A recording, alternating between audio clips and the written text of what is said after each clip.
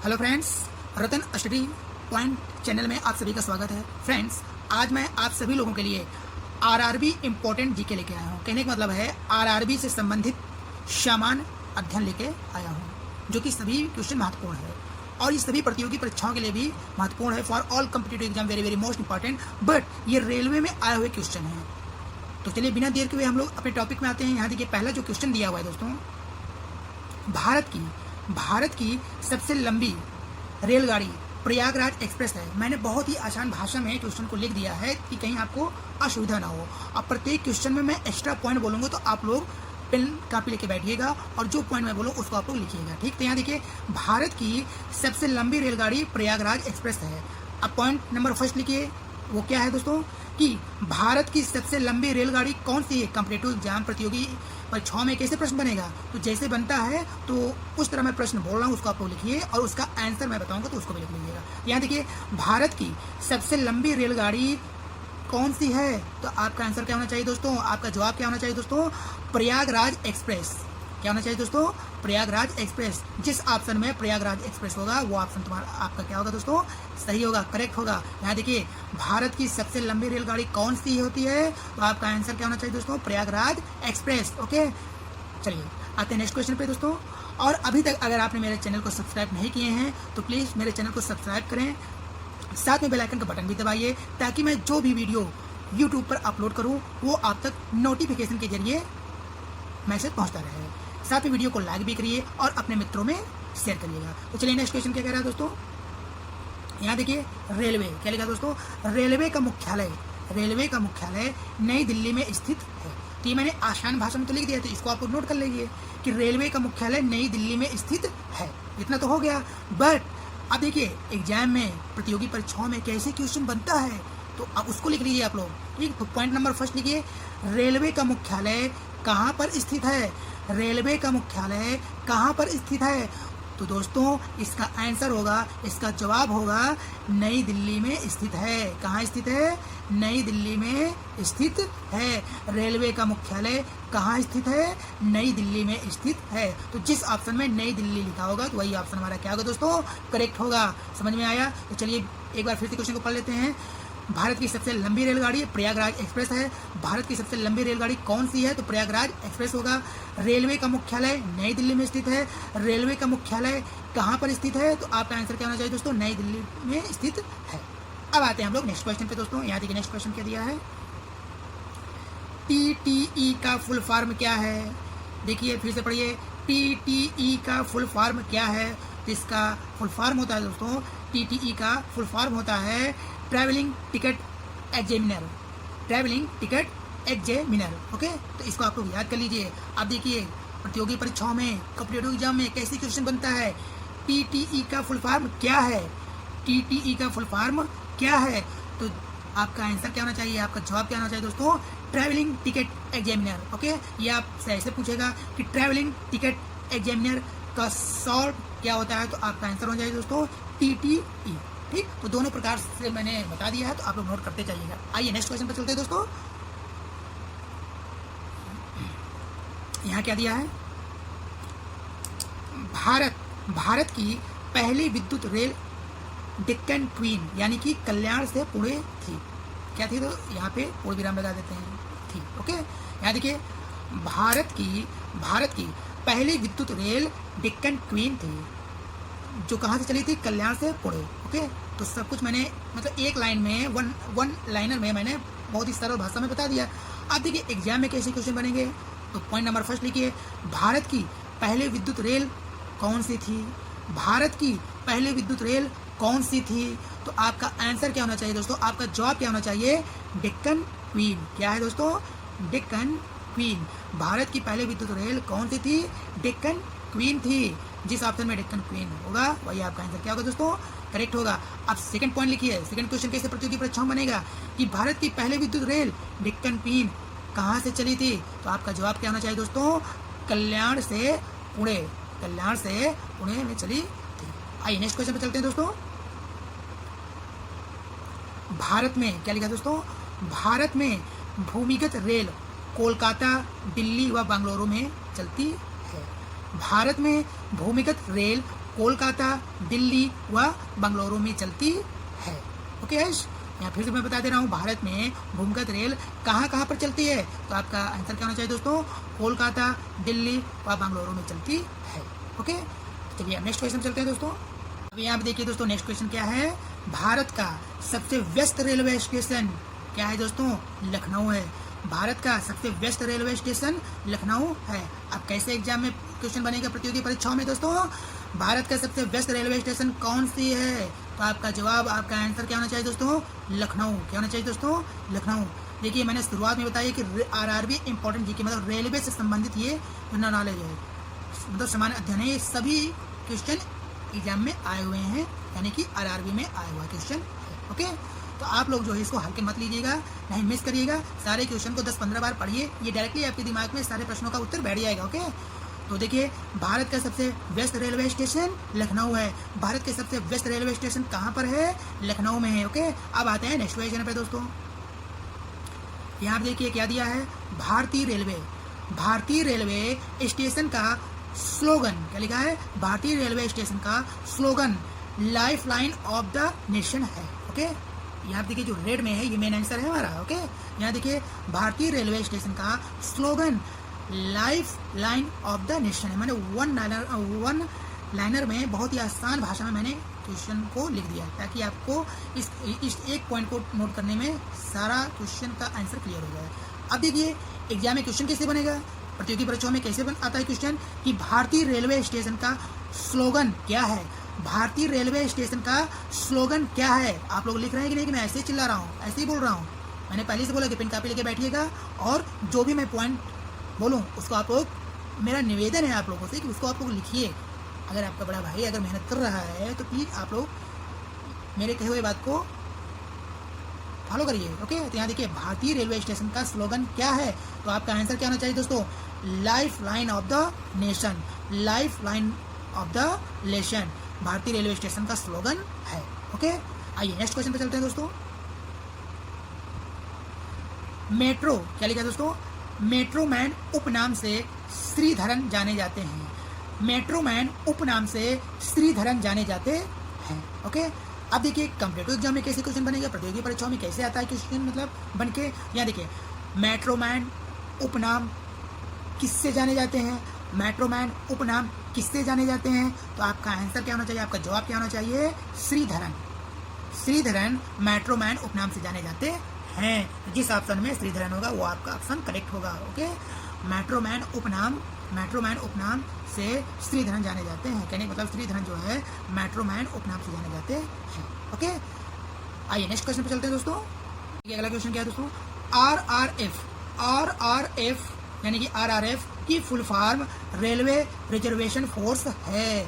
Very very most important for all competitive exam this question. सभी प्रतियोगी परीक्षाओं के लिए ये सारे क्वेश्चन महत्वपूर्ण हैं। ओके, तो क्वेश्चन को मिस मत करिएगा, सारे क्वेश्चन को आप पढ़ के कम से कम 10-12 बार पढ़िए और सभी प्रश्नों का उत्तर अपने दिमाग में बैठा लीजिए। ओके, अब यहाँ पे देखिए क्वेश्चन कैसे कॉम्पिटिटिव एग्जाम बनेगा प्रतियोगी परीक्षाओं में।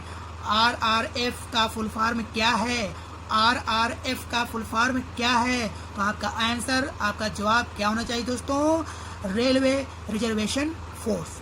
रेलवे रिजर्वेशन फोर्स आरआरएफ का फुल फॉर्म होता है।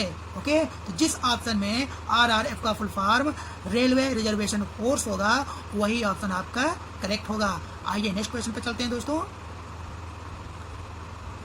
यहाँ देखिए नेक्स्ट क्वेश्चन क्या कह रहा है? हमारे देश का नाम क्या है? हमारे देश का नाम क्या है? तो हमारे देश का नाम जो है भारत, इंडिया, हिंदुस्तान। ओके, हमारे देश का नाम क्या है? तो हमारे देश का नाम भारत, इंडिया, हिंदुस्तान है। ओके, अब आते हैं हम लोग नेक्स्ट क्वेश्चन पे दोस्तों। देखिए अगले क्वेश्चन में क्या कह रहा है दोस्तों? भारत की आधिकारिक भाषाएं क्या हैं? तो आपका आंसर क्या दिया है दोस्तों? हिंदी और अंग्रेजी। देखिए कैसे प्रतियोगी परीक्षाओं में कॉम्पिटिटिव एग्जाम में क्वेश्चन पूछेगा बनेगा कि हिंदी अंग्रेजी किस देश की आधिकारिक भाषाएं हैं? तो आपका आंसर क्या होना चाहिए? भारत की। क्या होगा दोस्तों? भारत की हिंदी अंग्रेजी आधिकारिक भाषाएं हैं। और देखिए पॉइंट नंबर 2 क्या होगा? भारत की आधिकारिक भाषाएं क्या है? तो आपका आंसर क्या होगा दोस्तों? हिंदी और अंग्रेजी। ओके, आइए नेक्स्ट क्वेश्चन पे चलते हैं दोस्तों। भारत की राष्ट्रीय पशु बाघ है। भारत की राष्ट्रीय पशु क्या है दोस्तों? बाघ है। अगर ऑप्शन में सिंह दे दिया जाए तो सिंह में मत टिक कर दीजिएगा, ओके। कि शेर में जो है आप लोग टिक लगा दीजिए। भारत का जो राष्ट्रीय पशु है वो बाघ है। क्या है दोस्तों? बाघ। तो अब देखिए कैसे क्वेश्चन बनता है कि भारत की राष्ट्रीय पशु क्या है, या भारत का राष्ट्रीय पशु क्या है, तो आपका जवाब, आपका आंसर क्या होना चाहिए दोस्तों? बाघ। अगर सिंह दिया जाए तो सिंह में टिक मत करिएगा, वो रॉन्ग हो जाएगा, वो गलत हो जाएगा। आपका करेक्ट क्या होगा जाएगा? बाघ, ओके। अब आते हैं नेक्स्ट क्वेश्चन पे दोस्तों। भारत का राष्ट्रीय पक्षी मोर है। भारत का राष्ट्रीय पक्षी मोर है। आप देखिए कैसे बनेगा कॉम्पिटिटिव एग्जाम में, प्रतियोगी परीक्षाओं में प्रश्न। भारत का राष्ट्रीय पक्षी कौन है? भारत का राष्ट्रीय पक्षी क्या है? तो आपका आंसर क्या होना चाहिए दोस्तों? मोर। मोर जो है भारत का राष्ट्रीय पक्षी है, ओके। अब देखिए और किस तरह क्वेश्चन बनेगा। मोर किस देश का राष्ट्रीय पक्षी है?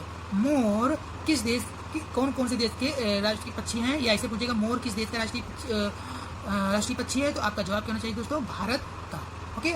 आइए नेक्स्ट क्वेश्चन पर चलते हैं दोस्तों। अब यहाँ देखिए अगला क्वेश्चन में क्या पूछ रहा है दोस्तों। भारत का राष्ट्रीय फल आम है। भारत का राष्ट्रीय फल आम है। अब देखिए भारत का राष्ट्रीय फल क्या है, तो आपका जवाब क्या होना चाहिए दोस्तों? बहुत ही आसान है, आम। क्या है दोस्तों? आम। तो आसान क्वेश्चन को भी आप कम से कम 1 या 2 बार पढ़ लीजिए कि भारत का, यहाँ देखिए भारत का राष्ट्रीय फल आम है। आइए नेक्स्ट क्वेश्चन पे चलते हैं दोस्तों। भारत का, देखिए ये आसान क्वेश्चन है, लेकिन इसमें मैंने कई बार देखा है अच्छे जो प्रतियोगी परीक्षाओं की तैयारी कर रहे हैं, ओके, उनका भी ये क्वेश्चन गलत हो जाता है। कोई अशोक में लगा देता है तो कोई और किसी पेड़ में मतलब लगा देते हैं, लेकिन उसका जो करेक्ट आंसर होगा वो उनको नहीं आता है। तो यहाँ देखिए भारत का राष्ट्रीय वृक्ष भारतीय बरगद का पेड़ है। भारत का राष्ट्रीय वृक्ष भारतीय बरगद का पेड़ है, ओके। अब देखिए इसको पॉइंट करके लिखिए, मैं जो बोल रहा हूँ।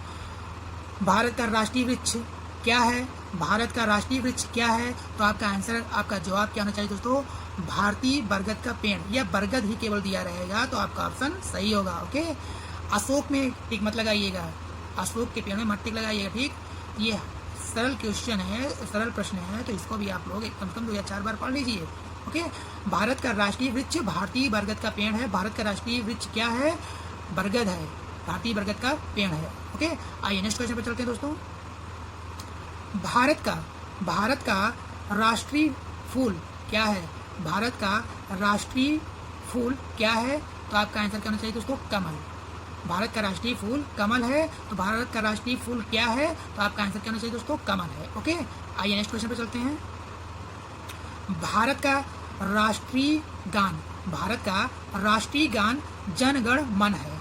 भारत का राष्ट्रीय गान जन गण मन है, ओके। देखिए मैं 2 या 3 बार क्वेश्चन पढ़ता हूँ, ओके। ऐसे आप लोग भी पढ़िए। अब देखिए क्वेश्चन कैसे बनता है प्रतियोगी परीक्षाओं में। भारत का राष्ट्रीय गान क्या है? लिखिए इसको, भारत का राष्ट्रीय गान क्या है? तो ऑप्शन में जन गण मन, या हिंद देश का प्यारा झंडा, या फिर सारे जहां से अच्छा, ऐसे दे दिया जाएगा। तो आप लोग भूलिएगा नहीं, जन गण मन जो है भारत का राष्ट्रीय गान होता है। तो ये जन गण मन जिस ऑप्शन में रहेगा वही हमारा आंसर क्या होगा दोस्तों? करेक्ट होगा। भारत का राष्ट्रीय गान जन गण मन होता है, ओके। अब ऐसे भी पूछ लेगा कि जन गण मन किस देश का राष्ट्रीय गान है? जन गण मन किस देश का राष्ट्रीय गान है? तो आपका जवाब, आपका आंसर क्या होना चाहिए दोस्तों? भारत का, ओके। आइए नेक्स्ट क्वेश्चन पर चलते हैं दोस्तों।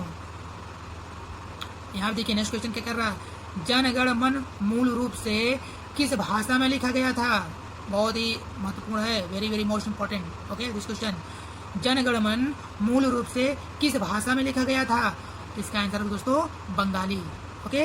अब देखिए कैसे क्वेश्चन बनेगा प्रतियोगी परीक्षाओं में, मैं नोट करा कर लिखाने जा रहा हूँ। लिखिए, जन गण मन मूल रूप से किस भाषा में लिखा गया था? जन गण मन मूल रूप से किस भाषा में लिखा गया था? तो आपका आंसर, आपका जवाब क्या होना चाहिए दोस्तों? बंगाली। तो बंगाली जिस ऑप्शन में रहेगा वो ऑप्शन हमारा क्या होगा? करेक्ट होगा, ओके।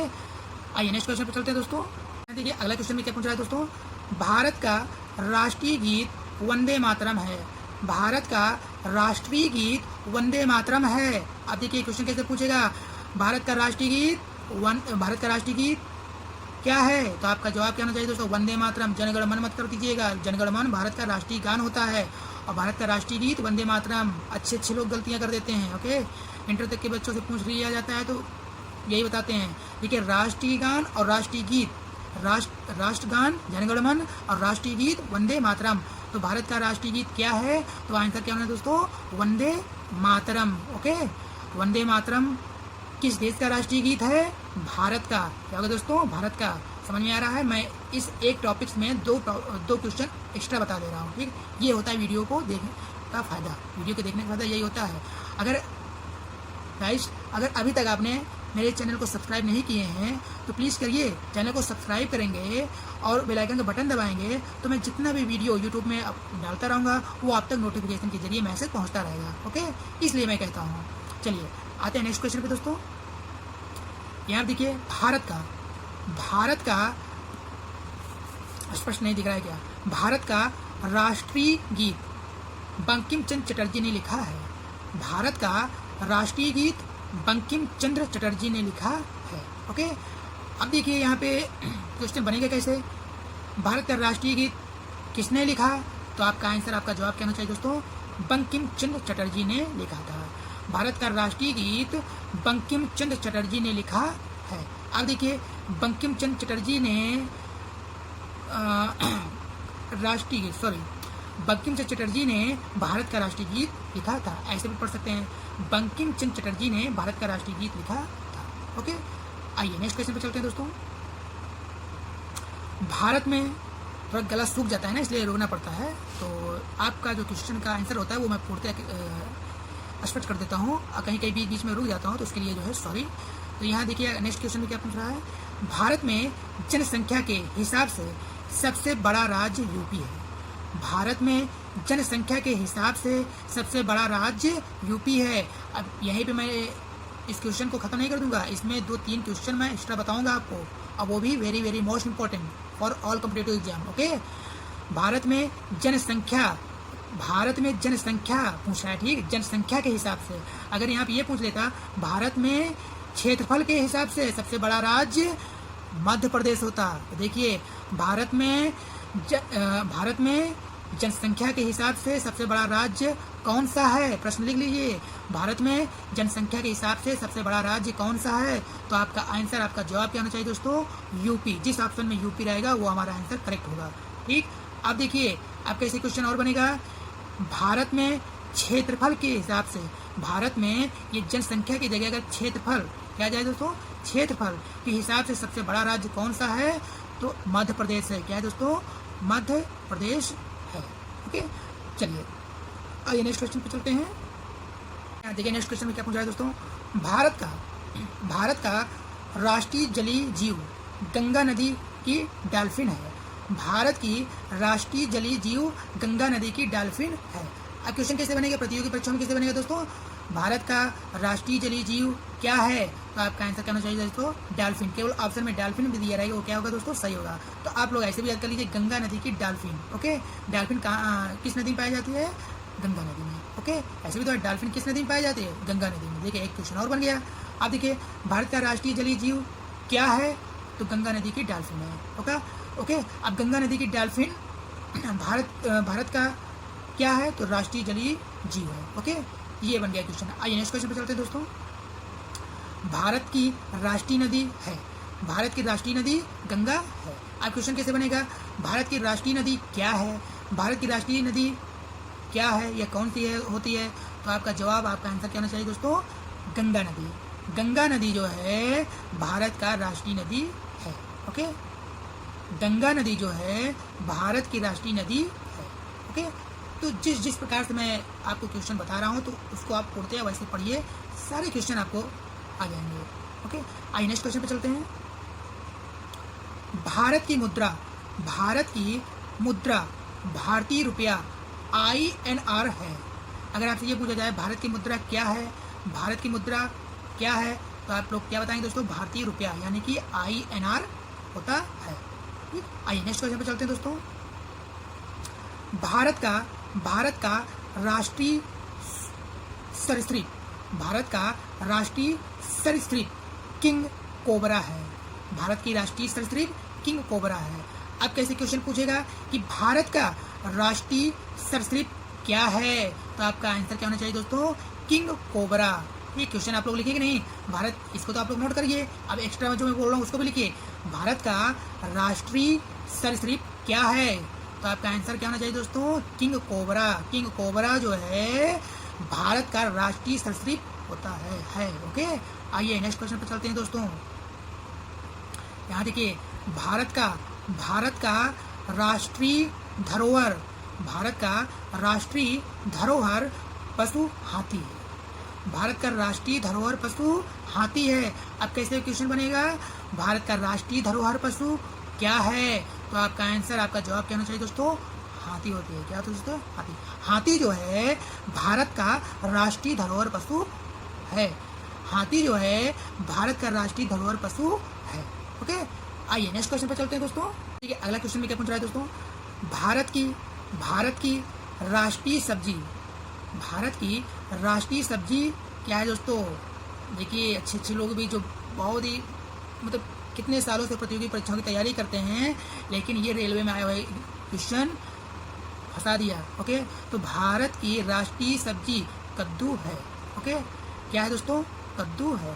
भारत की राष्ट्रीय सब्जी कद्दू है। ओके, आइए नेक्स्ट क्वेश्चन चलते हैं दोस्तों। व्यापक रूप से भारत का राष्ट्रीय खेल माना जाता है, तो वो क्या है? हॉकी।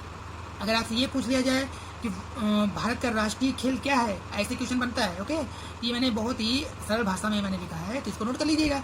और पॉइंट बाय पॉइंट मैं बोल रहा हूँ, उसको भी नोट करिए। भारत का राष्ट्रीय खेल क्या है? तो आपका आंसर, आपका जवाब क्या होना चाहिए दोस्तों? हॉकी।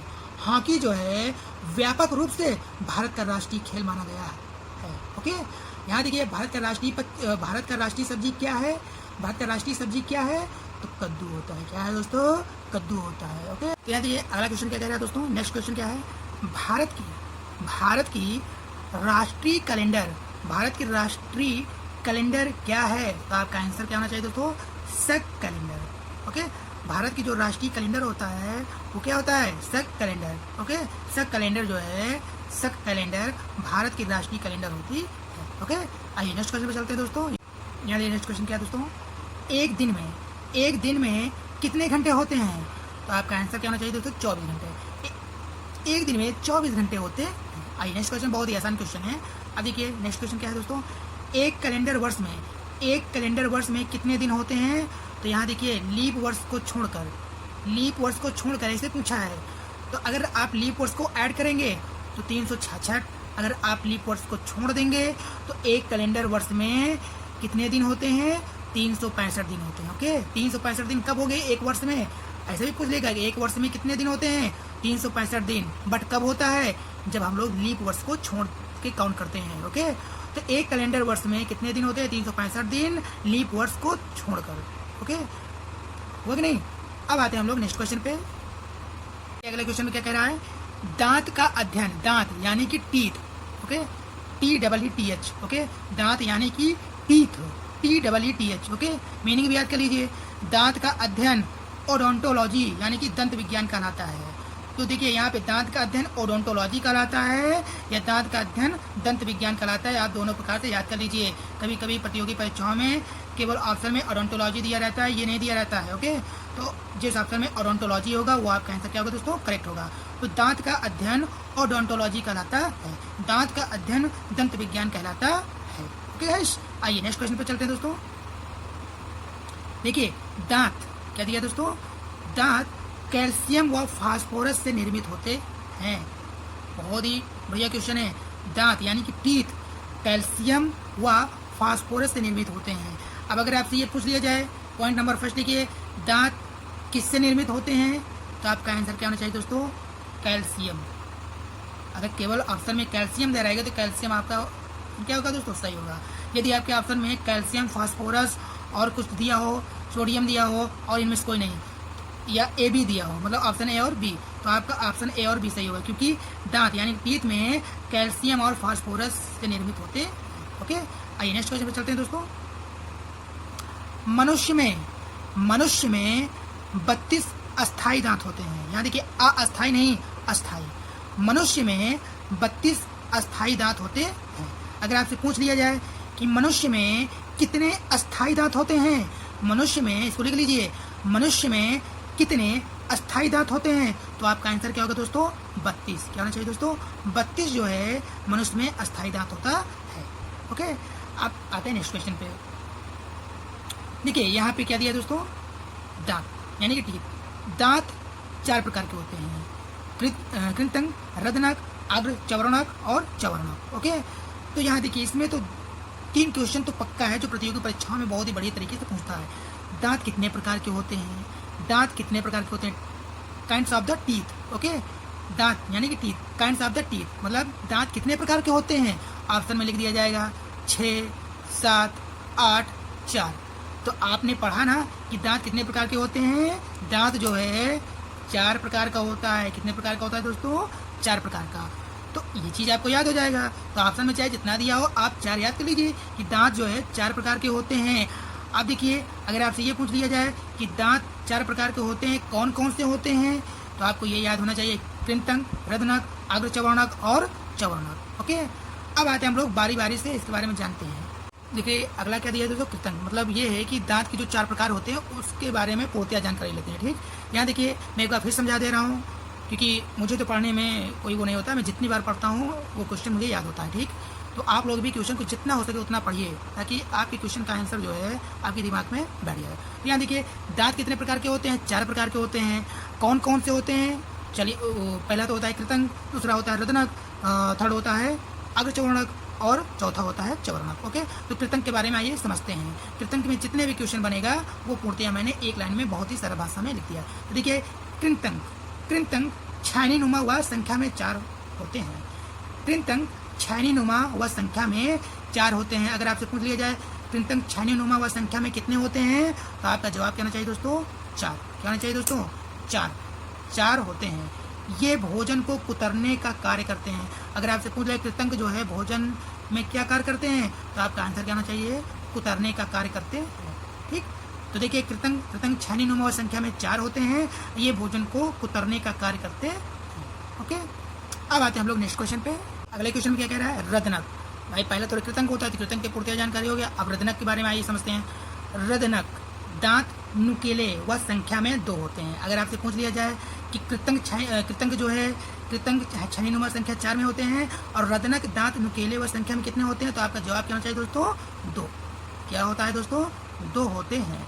अब इनका कार्य क्या है, तो ये भोजन को चीरने फाड़ने का कार्य करते हैं। अगर आपका आ जाए कि भोजन को चीरने फाड़ने का कार्य कौन करता है, तो आपका आंसर क्या होना चाहिए दोस्तों रदनक।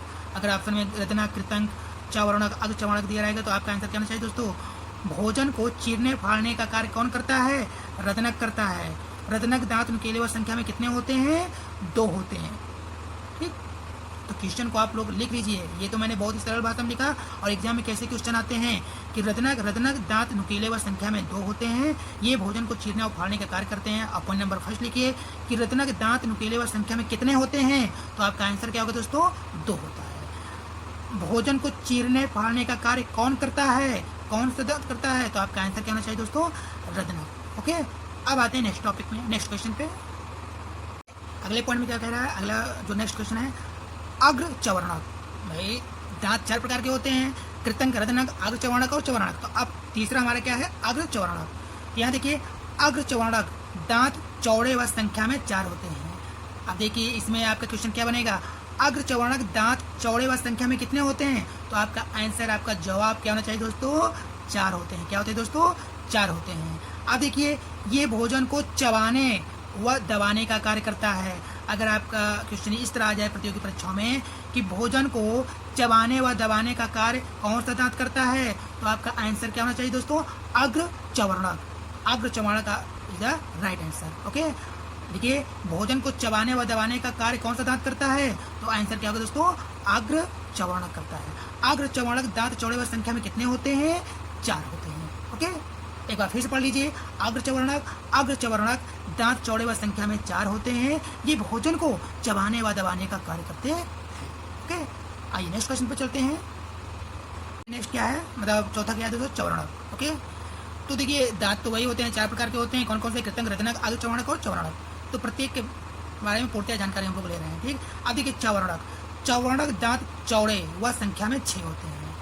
इतना आप लोग याद कर लीजिए। अभी तक मैंने क्या पढ़ाया कृतंग, कृतंग जो है छानीनुमा वह संख्या में 4 होते हैं और ये भोजन को कुतरने का कार्य करते हैं। रत्नक, रत्नक क्या होता है दोस्तों?